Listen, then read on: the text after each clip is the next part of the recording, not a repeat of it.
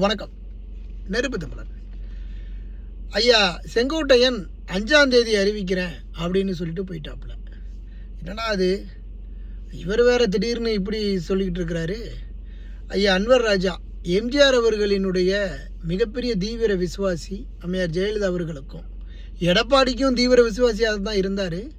அதற்கப்புறம் திடீர்னு இப்படி ஒரு தீவிரமான ஒரு அதிமுகவினுடைய பக்தன் அன்வர் ராஜா அவர்கள் திமுகவில் போய் சேர்ந்துட்டாப்புல. அது உண்மையிலேயே ஒரு அதிமுகவுக்கு பெரிய சவுக்கடி தான். சரி, ஒருவேளை இப்படி தான் நடந்திருக்குமா, சரி இதோட முடிஞ்சு போச்சு அப்படின்னு பார்த்தா ஐயா செங்கோட்டையன் அவர்களும் இப்போ திடீர்னு கிளம்பிட்டார்.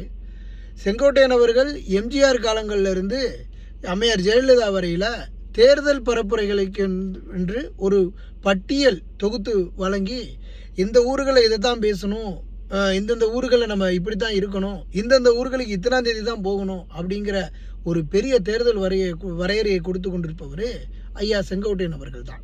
இப்போ செங்கோட்டையன் அவர்களுக்கு பெரிய செல்வாக்கு இல்லை அப்படின்னு சொன்னாலும் அவருடைய பகுதிகளில் அந்த செல்வாக்கும் ஒரு மூத்தவர் அப்படிங்கிற ஒரு பெயரும் இருக்குது. எடப்பாடி பழனிசாமிக்கு பதிலாக அவர் தான் முதலமைச்சராக இருக்கணும், ஆனால் அப்போ எனக்கு இந்த முதலமைச்சர் வேண்டாம் அப்படிங்கிற சொன்னதுனால தான் அந்த காலகட்டங்களில் எடப்பாடி பழனிசாமிக்கு கொடுக்கப்பட்டது.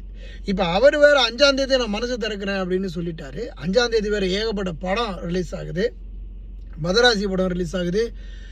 நம்ம கேபிஒய் பாலாவோட காந்தி கண்ணாடி படம் ரிலீஸ் ஆகுது. இப்படி படங்கள்லாம் ரிலீஸ் ஆகுது அப்படின்னு பரபரப்புக்கு மத்தியில் நம்ம ஐயாவும் 5ஆம் தேதி செப்டம்பர் 5ஆம் தேதி தான் ரிலீஸ் பண்ணுறேன் அப்படின்னு சொல்லியிருக்காப்புல.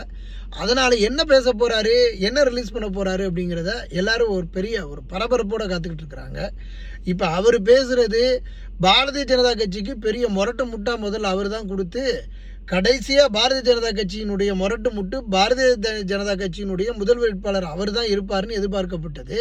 அவர் தான் விசுவாசமாக இருந்தார். தனி விமானம் மூலமாகலாம் போய் அங்கே போய் நிர்மலா சீதாராமன், அமித்ஷா இவங்கெல்லாம் சந்தித்து ஒரு பெரிய ஒரு இணைப்பாக இருந்தார்.